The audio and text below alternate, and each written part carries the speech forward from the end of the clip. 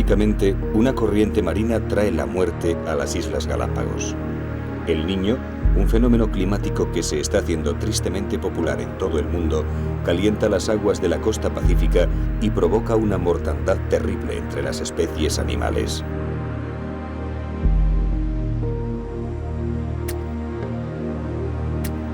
Pero Galápagos no muere. La llegada del Niño es solo parte de su antiguo ciclo de muerte y resurrección. Un recordatorio de su génesis y una repetición a escala infinitamente menor de cómo la vida colonizó estas islas hasta convertirlas en un paraíso sobre la Tierra.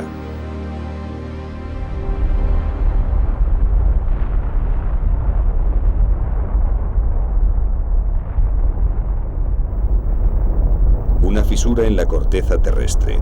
El material incandescente del centro de la Tierra brota al exterior.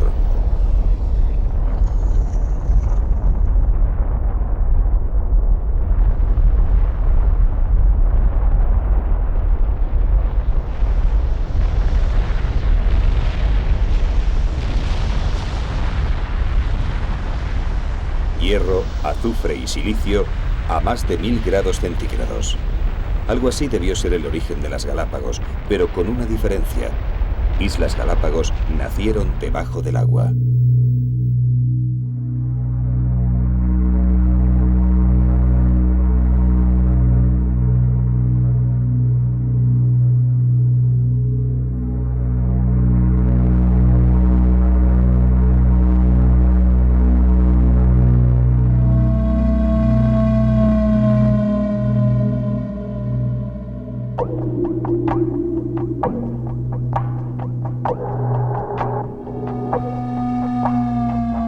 En un principio el paisaje no podía ser más desolador.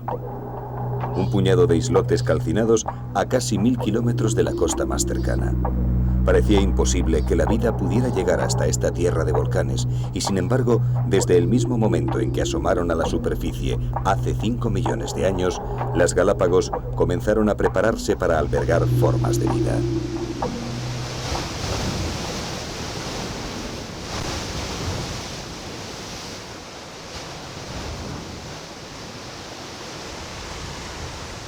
Erosión. Este fue probablemente el primer paso. Vientos y corrientes marinas desgajaron la roca volcánica en un lento proceso que iba formando un suelo mínimo donde una semilla podría germinar. El viento y el agua se aliaron en su trabajo. No solo erosionaban la roca creando suelo, sino que además trajeron a verdaderos especialistas desde tierras continentales que aceleraron el proceso. Algas y líquenes disgregaban la roca formando sedimentos y, en definitiva, suelo.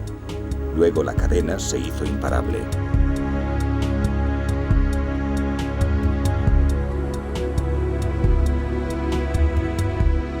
Este es Brachycereus, un especialista en colonizar las lavas.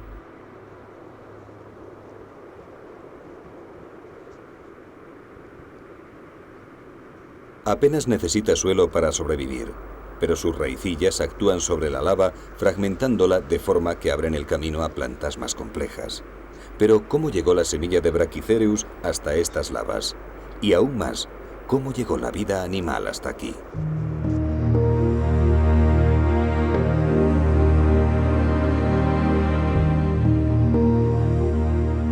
Las Galápagos surgieron del mar, así que a diferencia de la mayoría de las islas, nunca tuvieron contacto con un continente.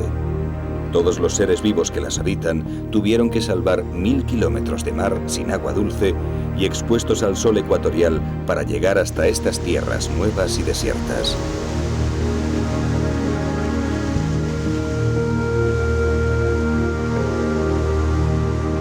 Las aves marinas debieron ser los primeros visitantes de Islas Galápagos.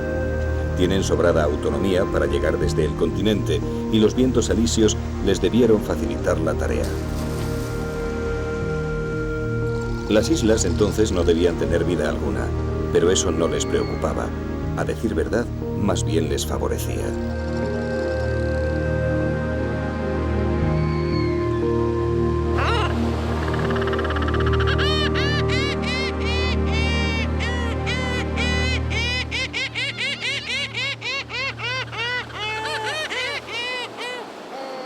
Fragatas, gaviotas y alcatraces, como tantas otras aves marinas, encontraban su alimento en el mar. Y las yermas tierras volcánicas eran posaderos donde reponer fuerzas. Pero como no había enemigos ni predadores de los que protegerse, resultaron además un magnífico lugar para sacar adelante sus puestas, sobre todo para las especies que ponen los huevos en el suelo sin preocuparse siquiera en hacer un nido.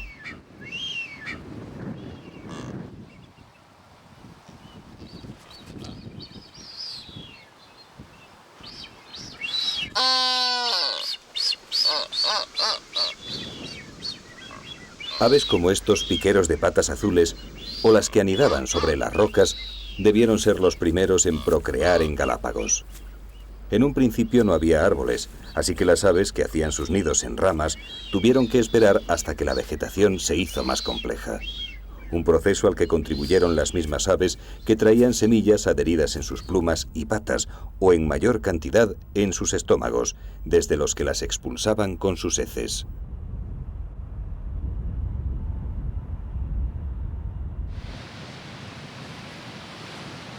Aún antes de que el complejo mundo vegetal de Galápagos llegara a su total desarrollo, del mar debieron llegar los primeros vertebrados terrestres.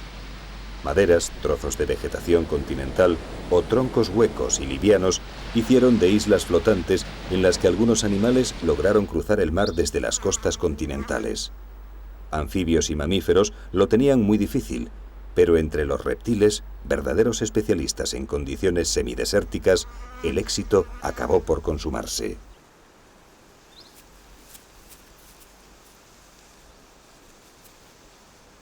Las iguanas terrestres bien pudieron llegar navegando sobre troncos flotantes.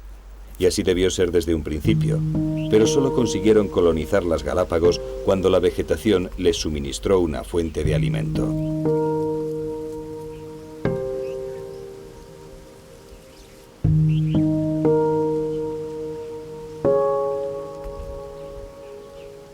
Una opuntia, una de las muchas especies de cactos gigantes que pueblan las islas. El fruto y el cladodio de las opuntias son la mayor fuente de alimento de las iguanas terrestres de Galápagos. Su tejido conserva el agua y los reptiles obtienen alimento y bebida al mismo tiempo.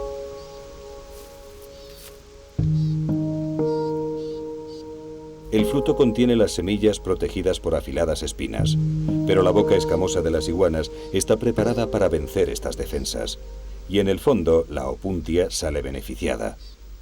Como pago por la comida, las iguanas excretan las semillas de las opuntias en su peregrinar por las islas, y los gigantescos cactos van colonizando paulatinamente nuevos territorios.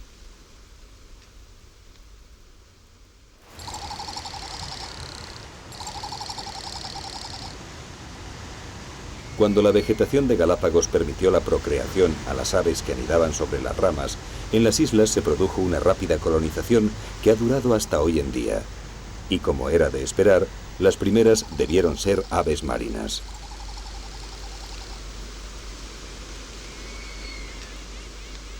Una colonia de cría de fragatas. Pocas aves son tan espectaculares en sus esfuerzos por conseguir pareja.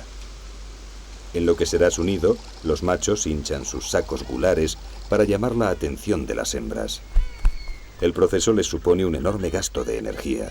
Cada macho necesitará una agotadora semana para inflar y mantener su saco gular. Pero el esfuerzo merece la pena.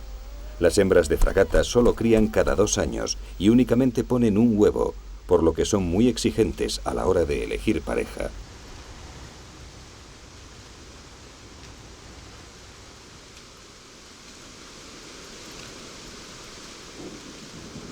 La exhibición del macho intenta convencer a las hembras de su vigor y resistencia, 2 cualidades que le harán falta para sacar adelante a su escasa prole.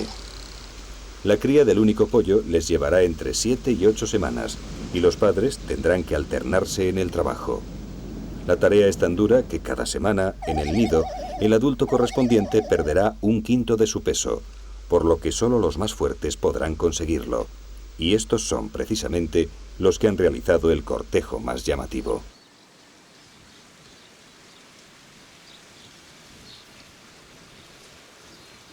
Los piqueros de patas azules son mucho más prolíficos.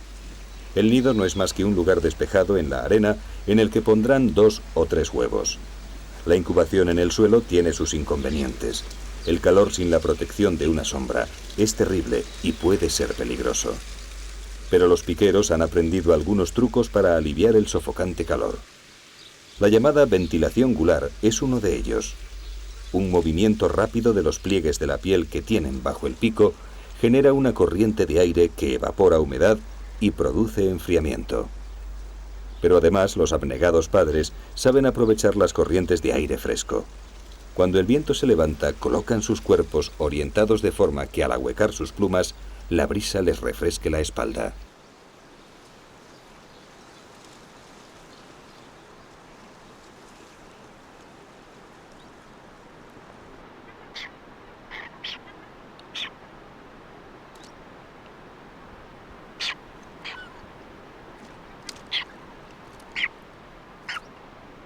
El nacimiento de los pollos está secuenciado, como lo estuvo la puesta, con un periodo de 3 a 5 días de diferencia.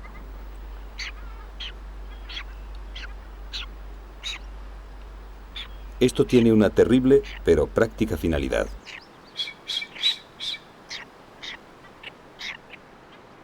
Si el año es bueno y abunda la pesca, los piqueros podrán sacar adelante a los 3 pollos. Pero si el alimento escasea, el pollo más grande recibirá toda la comida y los siguientes irán muriendo paulatinamente en función de su tamaño. Una forma dramática de asegurar la supervivencia del mayor número de hijos posible.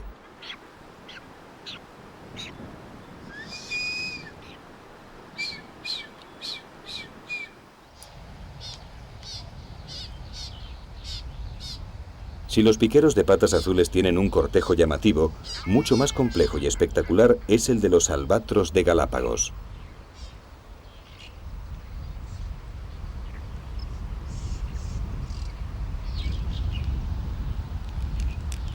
En su 4º o 5º año, los albatros vuelven a la isla española para buscar pareja.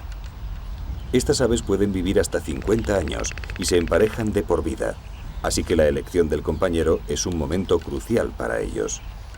El cortejo está regido por un ritual muy complejo que parece combinar pasos de baile con esporádicos combates de esgrima.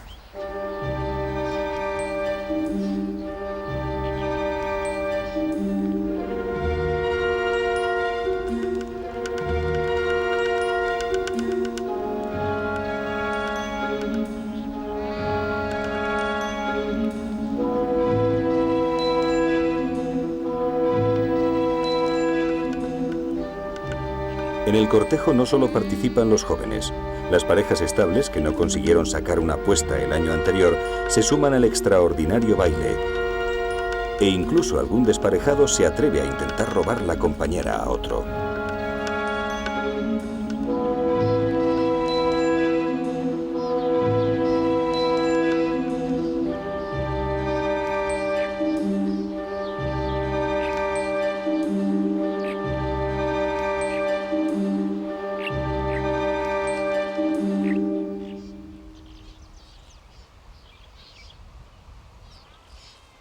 Tras conseguir pareja, los albatros regresan año tras año al mismo lugar para reproducirse.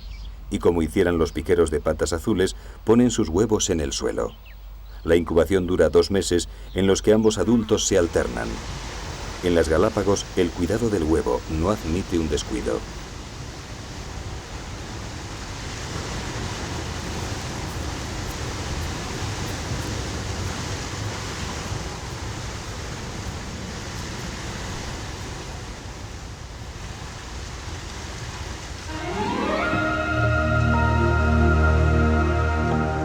Un albatros sale a pescar abandonando por unos minutos su vulnerable puesta. El huevo es una fuente de agua y alimento y los cucúbes lo saben.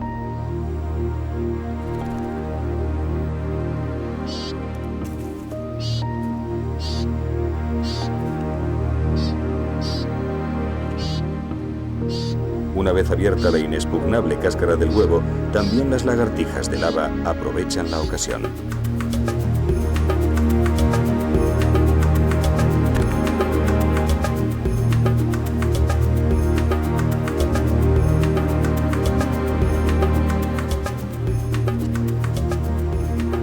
Para ellas la cáscara supone además una fuente insustituible de calcio.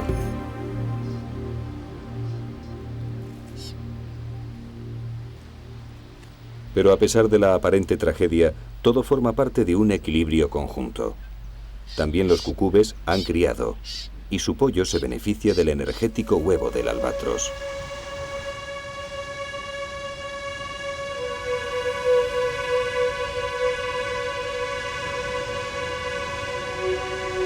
En Galápagos puede verse fácilmente la dependencia que cada animal tiene con las especies que comparten su territorio. Pero entre todas ellas, más allá de las fronteras que marcan cada una de las islas, hay un vínculo de unión, un soporte vital común a toda la vida en Galápagos: el mar.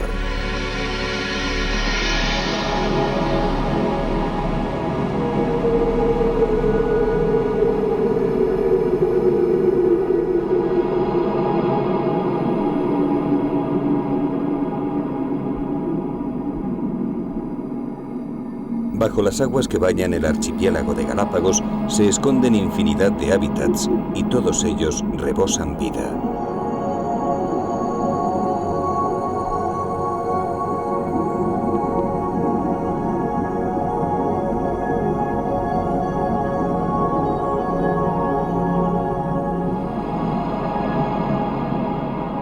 A diferencia de las islas, son sistemas abiertos donde muchas de las especies pueden pasar de uno a otro sin ninguna limitación física.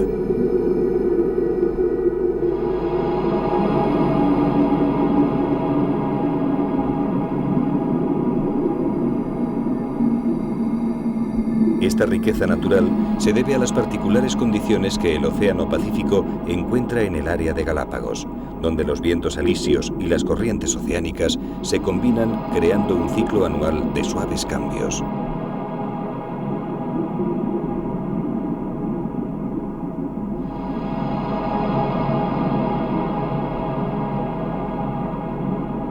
Del sur llegan las aguas frías de la corriente del Perú.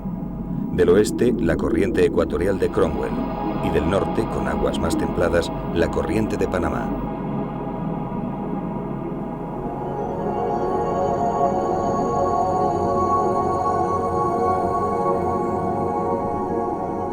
Del mar debieron llegar probablemente los primeros pingüinos desde las heladas tierras del cono sur americano. De aquellos pingüinos de Humboldt y Magallanes derivó el pingüino de Galápagos, la única de las 18 especies de pingüinos que aparece al norte de Ecuador y que anida enteramente en el trópico.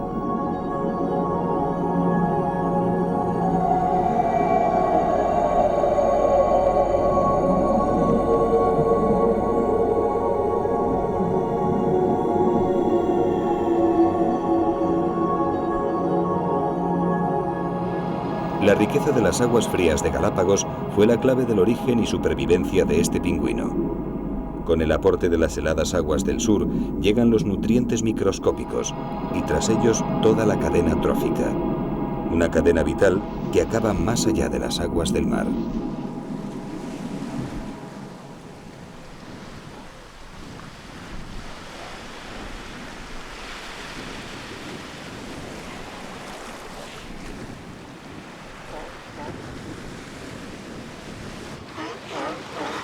Los lobos marinos son los mamíferos más comunes en las Galápagos. Las islas flotantes que trajeron a los reptiles apenas transportaron mamíferos. Sin agua disponible, las 2 semanas que tardaría una balsa en derivar desde el continente hasta estas islas eran demasiado tiempo para que la mayoría de los mamíferos pudieran sobrevivir. Pero los lobos marinos no llegaron en balsas, sino nadando.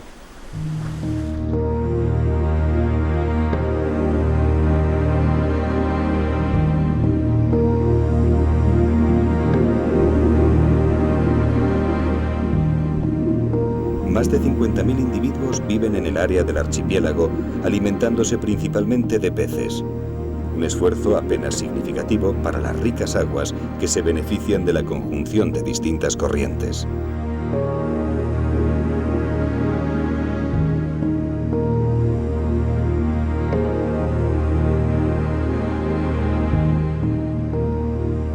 Dentro de las Galápagos existen 2 especies.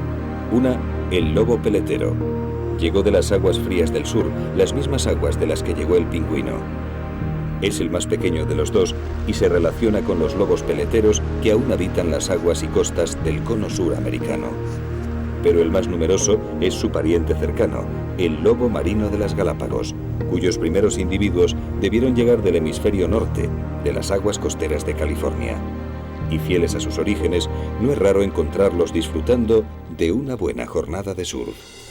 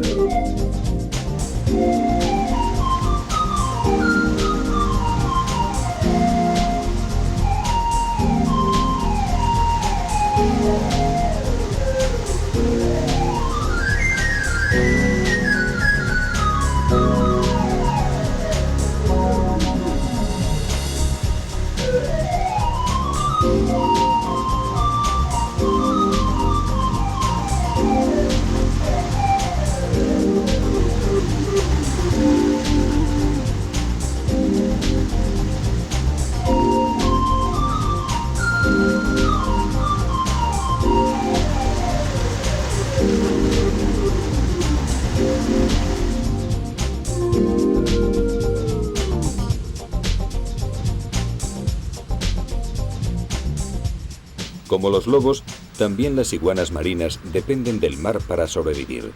A primera hora del día se reúnen en grupos numerosos cerca del agua, dejando que el sol caliente su cuerpo y se active su metabolismo ectotérmico.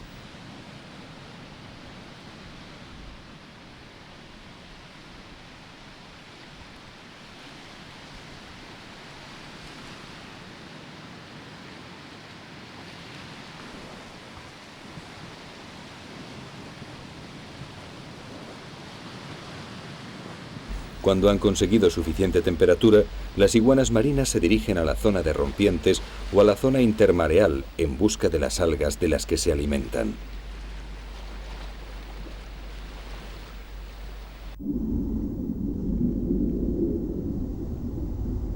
Estas son las únicas iguanas del mundo que entran en el mar.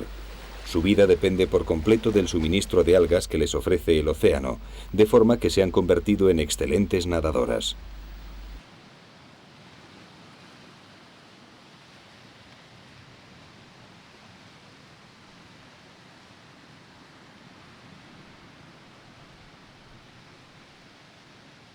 Mientras pueden, las iguanas marinas se alimentan de las algas de las orillas. Pero si éstas escasean, entran en el agua e, impulsadas por los poderosos músculos de sus colas planas, se sumergen buceando hasta el fondo marino.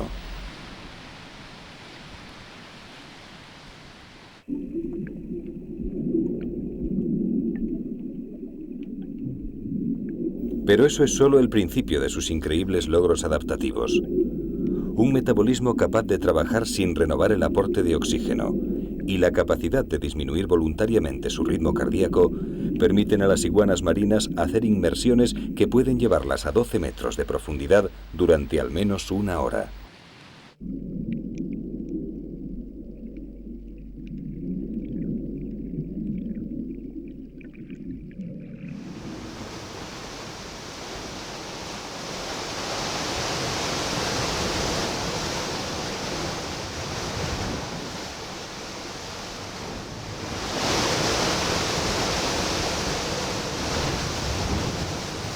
En muchas ocasiones, las algas más suculentas y frondosas se encuentran en la zona de rompiente.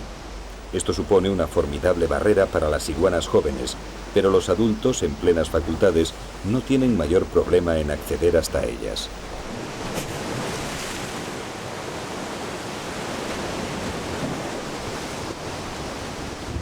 Unas garras afiladas, capaces de soportar el embate de las olas, consiguen mantenerlas en mitad de las rompientes y les permiten acceder con éxito a las algas.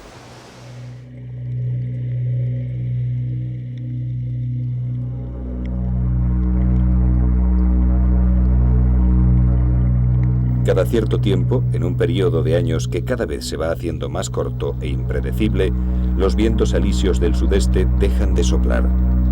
Sin el freno de la corriente del Perú, empujada por los alisios, el agua caliente avanza sobre el archipiélago y se desencadena una tragedia que repercute más allá de los límites del océano.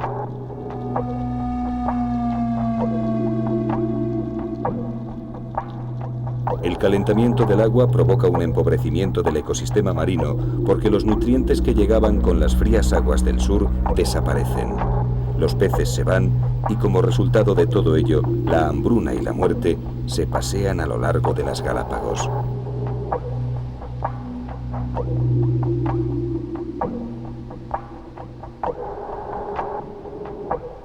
El Niño, como se ha bautizado a este fenómeno, merma de tal manera las costas del archipiélago que parece imposible que pueda volver a recuperarse.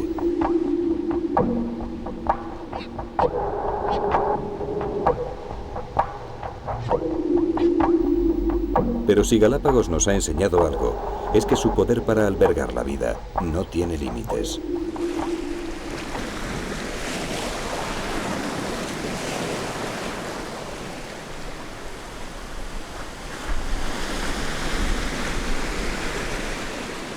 Con el regreso de las aguas frías, ricas en nutrientes, las comunidades zoológicas renacen y paulatinamente recuperan sus antiguas poblaciones. Es como si las islas quisieran resumir y recordar su capacidad biológica, la misma que las transformó de islotes yermos en paradigma de la evolución biológica, pero en una escala de tiempo 5 millones de veces más rápida.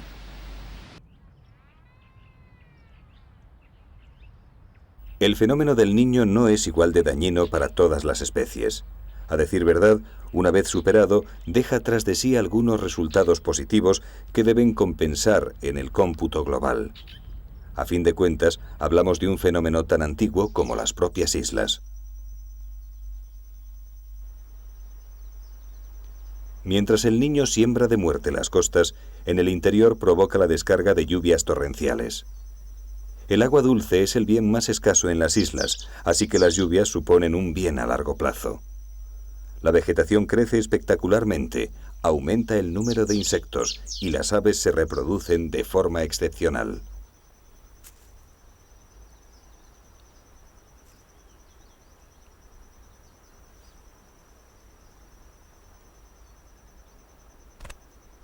Al igual que los años de sequía ejercen una terrible presión en la selección natural de los seres vivos del interior, los años del Niño lo hacen con las especies costeras.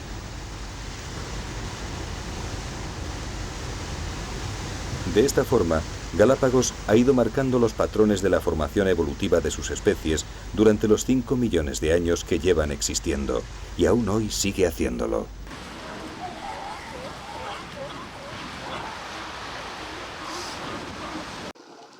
El aislamiento entre las islas y de estas con el continente ha convertido Galápagos en un laboratorio natural único en el mundo. Las especies que llegaron volando, transportadas por animales o flotando en el mar, quedaron aisladas por los brazos de agua que separan las islas, y miles de años de evolución, adaptándose a distintos medios, las transformaron de forma que se diversificaron, creando modelos adaptativos distintos. En ningún otro lugar del mundo puede verse este proceso con tanta claridad, y solo hizo falta la llegada de una mente abierta como la de Darwin para que de aquí surgiera la teoría evolutiva que habría de transformar los pilares de la ciencia. Y el proceso aún continúa.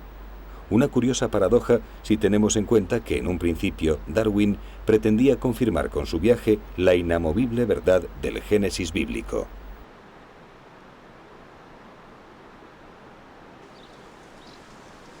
En las diferentes islas del archipiélago no es raro encontrar nuevos experimentos de este laboratorio monumental.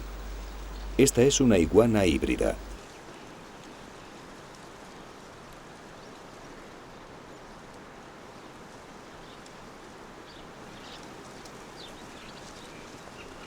Su padre es una iguana marina y su madre una iguana terrestre. Solo hay dos en todo el mundo. Tal vez el prototipo podría funcionar porque su rango alimenticio es más amplio que el de cada uno de sus padres y su fisiología híbrida le hace funcional tanto en tierra como en el agua.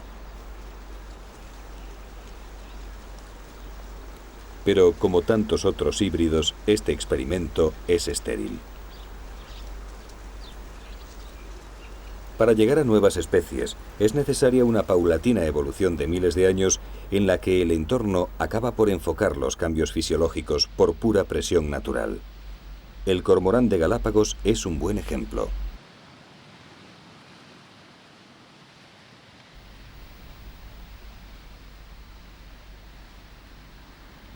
De las 29 especies de cormoranes que existen en el mundo, esta es la única que ha perdido su capacidad de volar. Aquí, en la soledad de este archipiélago, donde no existen predadores de los que huir y el agua ofrece abundante alimento al pie mismo de las orillas, el vuelo no se hace necesario para los cormoranes. O al menos no tan necesario como la capacidad de nadar para conseguir peces.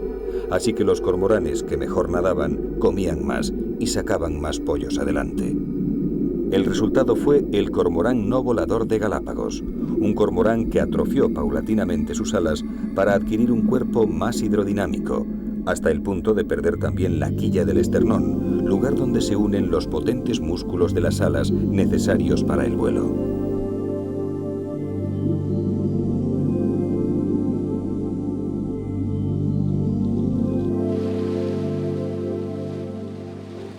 A cambio de su capacidad de volar, este cormorán consiguió hacerse un magnífico buceador. En sus cacerías no suele alejarse más de 100 metros de la costa y en tierra no tiene enemigos, así que no echa en falta el vuelo.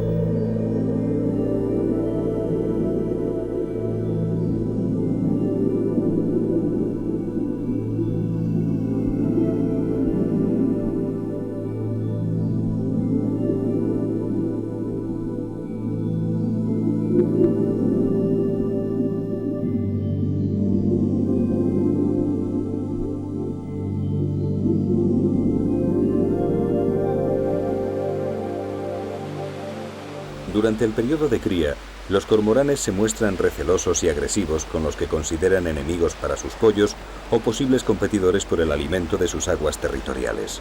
A pesar de la diferencia de tamaño, el mal humor del ave parece convencer a este lobo marino de que cualquier otra costa es más tranquila para sus merodeos.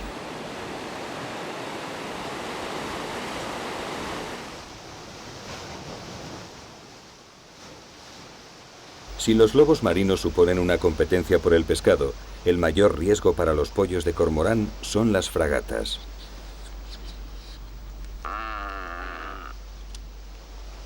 Desde el aire, las fragatas pueden atrapar a los pollos recién nacidos o robarle las cebas a los hambrientos e impulsivos juveniles, que por su tamaño les resultan ya inalcanzables como presas.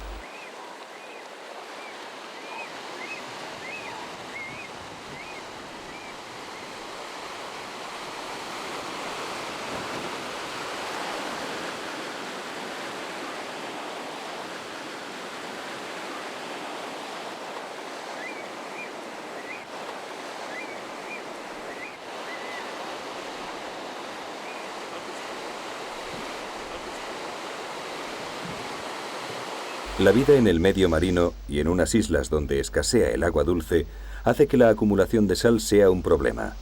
La mayoría de los vertebrados terrestres la eliminan a través de los riñones, pero harían falta 2 litros de orina para excretar la sal de un solo litro de agua de mar. Así que los que ingieren comida y bebida bajo el agua oceánica han tenido que recurrir a sistemas más sofisticados.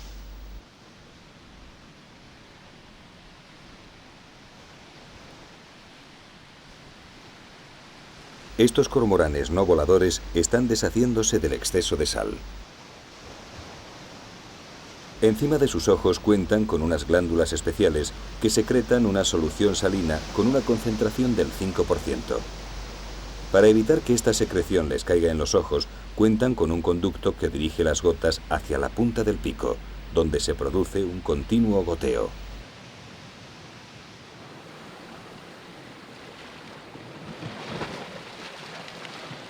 Las iguanas marinas tienen el mismo problema, pero no cuentan con un pico por el que canalizar la excreción de sal. así que han tomado un método más expeditivo.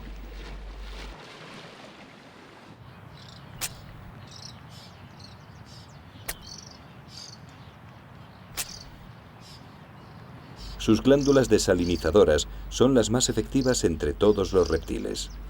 Como los cormoranes, las tienen sobre los ojos, pero el conducto que en aquellos va al pico, en las iguanas se conecta con los orificios nasales, por donde la sal sale proyectada en periódicos estornudos.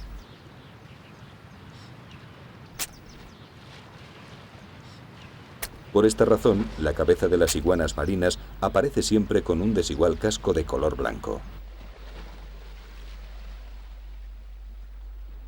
También los cangrejos zayapa sufren una dieta con exceso de sal y deben eliminarla. Para hacerlo han seguido el método de las iguanas, añadiendo una importante mejora: la propulsión a chorro.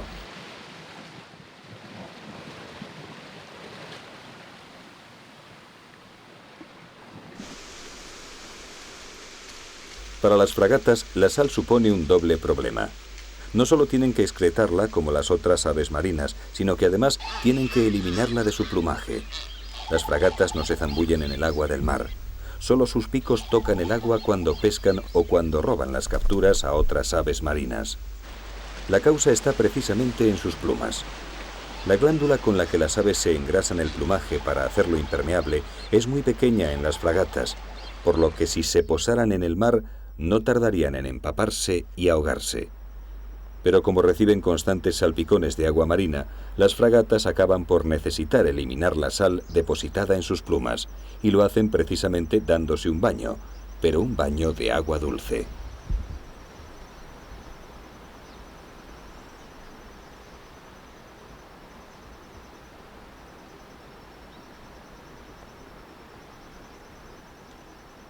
En la isla San Cristóbal, el cráter de un volcán extinguido ha dado lugar a un lago.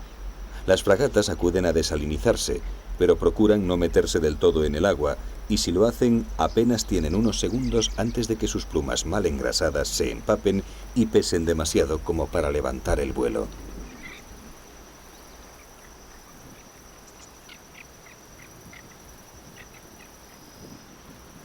La disputa entre dos hembras reproductivas acaba con una en el agua. Su contrincante sabe que si permanece flotando, acabará por ahogarse e intenta impedir que despegue. Un último esfuerzo libera a la hembra del agua. Para las fragatas, desalinizarse no está exento de ciertos riesgos.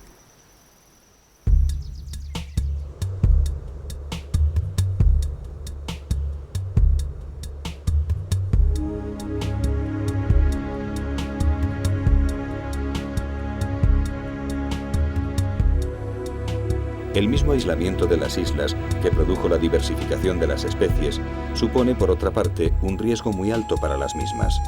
La llegada de nuevos colonizadores, adaptados a la brutal competencia continental, puede desencadenar cambios dramáticos dentro de la frágil ecología de Galápagos.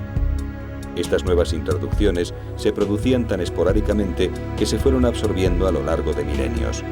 Pero la llegada del hombre alteró el parámetro más importante de toda esta compleja ecuación: el tiempo.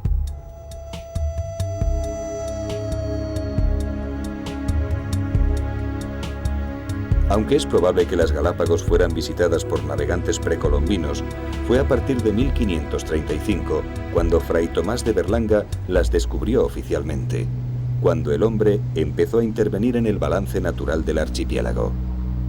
Con sus barcos llegaron especies nuevas de forma voluntaria o involuntaria, en un número y variedad que resultaban imposibles de absorber dentro del equilibrio natural de las islas. Las nuevas especies, más agresivas, se fueron haciendo paulatinamente con el nicho de los endemismos isleños, y aún hoy lo siguen haciendo.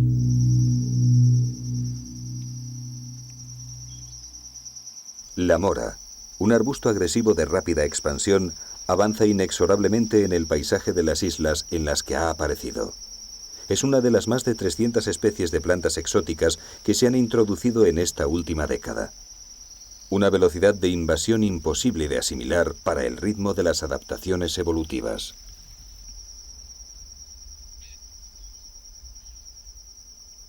Para las plantas nativas, La competencia por su nicho ecológico se está incrementando, aunque algunas cuentan con aliados naturales que les permiten una amplia expansión más allá de la capacidad individual de sus frutos y semillas.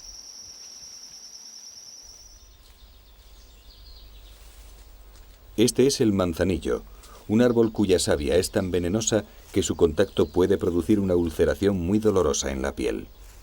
También sus frutos son muy venenosos para la mayoría de los animales, pero no para todos.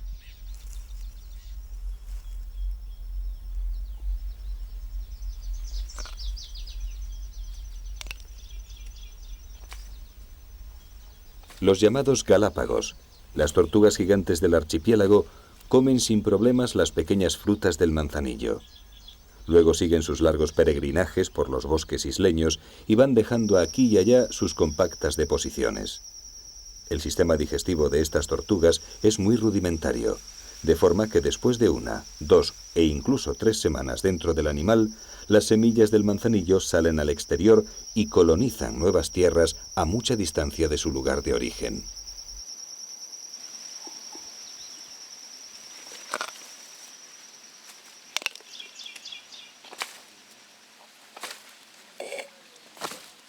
Las tortugas gigantes de Galápagos son animales muy resistentes a la sequía. Su metabolismo les permite obtener agua de las grasas almacenadas y de los vegetales que comen en sus lentos recorridos. Pero cuando hay agua disponible, los grandes quelonios se reúnen en sus orillas y diariamente se protegen del sol y se desparasitan tomando baños y rebozándose en el lodo. Este macho adulto de más de 200 kilos se refresca inmóvil en la charca. Parece dispuesto a permanecer allí hasta la caída del sol y por lo tanto del calor, pero las cosas van a tomar un camino inesperado.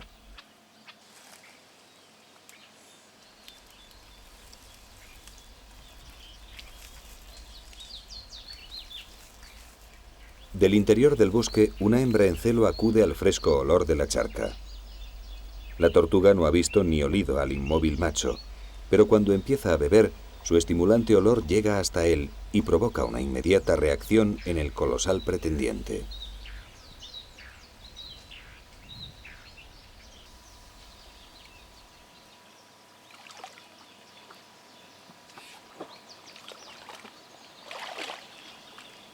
Las tortugas se aparean de una forma muy poco galante.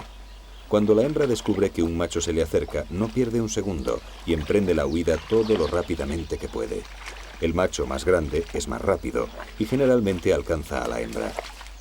Luego la bloqueará contra el suelo con sus 230 kilos de peso y llevará a cabo la cópula en lo que parece más una violación que un cortejo.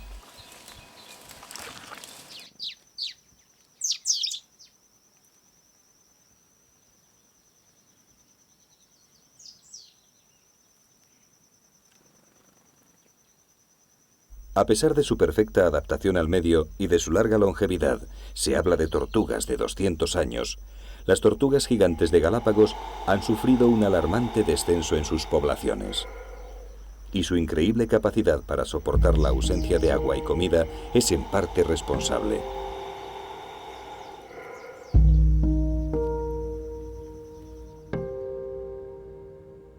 Cuando los barcos empezaron a arribar a las costas de Galápagos, los marinos vieron en las tortugas gigantes una fuente de alimento en tierra y una despensa viviente para las largas travesías. Uno de estos colosos podía aguantar un año sin comer ni beber, así que resultaba un aprovisionamiento ideal para los antiguos marinos. Pero además, los mismos barcos cuyos tripulantes mataban o se llevaban las tortugas, traían consigo animales invasores que de forma voluntaria o involuntaria se quedaron en las islas. Y algunos, como las ratas o los cerdos, se comen desde entonces las puestas de los gigantescos quelonios.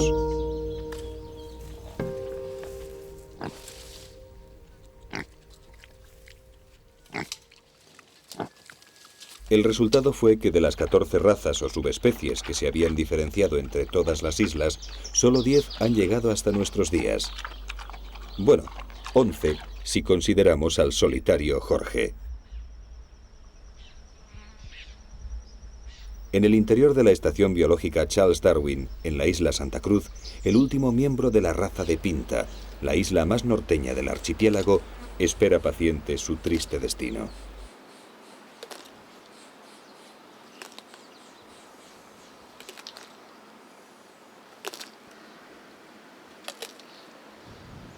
Pese a los intentos por cruzarle con otras subespecies afines, el solitario Jorge ha rehusado a todas las hembras. Se ha llegado a ofrecer una recompensa de $10.000 por una hembra de Pinta, sin que zoológico alguno la haya encontrado entre sus animales. En 1981 se encontraron excrementos de tortuga en Pinta, abriendo la esperanza a este último exponente de un prototipo biológico que tardó millones de años en concluirse. Tal vez al solitario Jorge aún le quede una oportunidad de encontrar pareja antes de su muerte.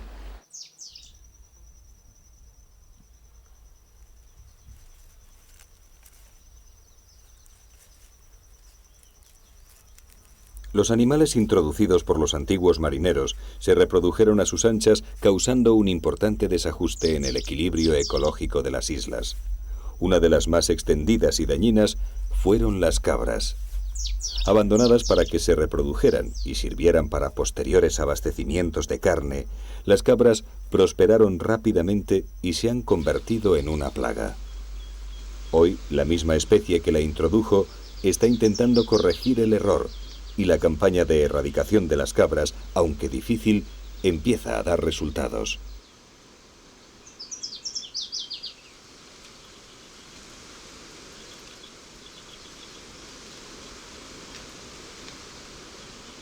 Los servicios del Parque Nacional de Galápagos contratan y permiten la caza controlada de cabras. Los cazadores utilizan armas de fuego o, como en este caso, acorralan a las cabras cerca de la costa y una vez cansadas las capturan y sacrifican.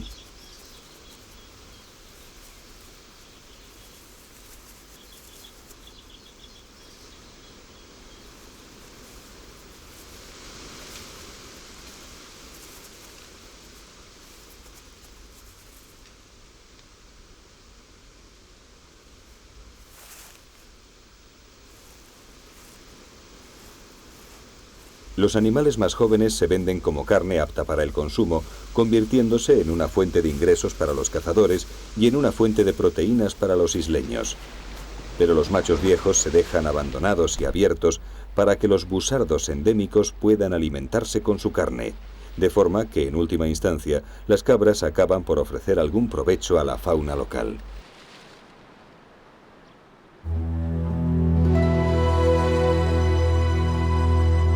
Las Islas Galápagos son un sistema vivo y cambiante, aislado histórica y geológicamente, pero unido al resto del mundo por el hombre, la especie más agresiva del planeta. Desde un punto de vista estrictamente ecológico, no somos más que otra especie, y nuestra aparición en Galápagos y su avalancha de inmediatas consecuencias no sería, por tanto, más que otro de los episodios en el largo proceso de adaptaciones a nuevos sucesos que vienen sufriendo las islas desde sus orígenes. Pero nuestra especie no es una más de las muchas que llegaron y llegarán de forma natural a Galápagos. Somos los más agresivos, pero también contamos con el conocimiento y la sensibilidad que nos llevan a conservar este extraño paraíso, donde podemos estudiar los mecanismos del origen de la vida y la superación en lucha por la supervivencia. Un complejo e intrincado juego en el que también está inmersa nuestra especie.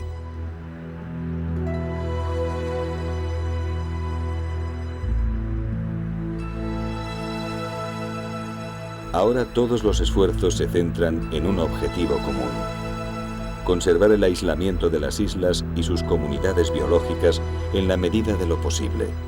Solo así se podrá estudiar y comprender el intrincado mecanismo de la selección natural. Y solo así se conservarán sus prototipos, aquellas especies endémicas que surgieron de milenios de presión adaptativa a los distintos medios de Islas Galápagos.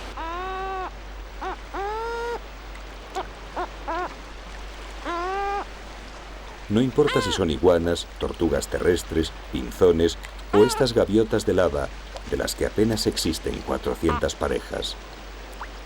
Todos son frágiles engranajes del mecanismo hermético de Galápagos. Todas son igual de importantes, igual de necesarias.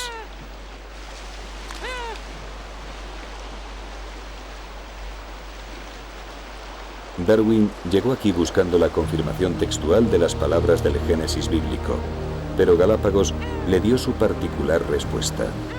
Una visión de la vida que cambiaría para siempre la concepción del origen de las especies y que le haría escribir. Aquí, tanto en el espacio como en el tiempo, tenemos la sensación de que estamos más cerca de ese gran acontecimiento, ese misterio de los misterios que es la aparición de nuevos seres sobre la Tierra.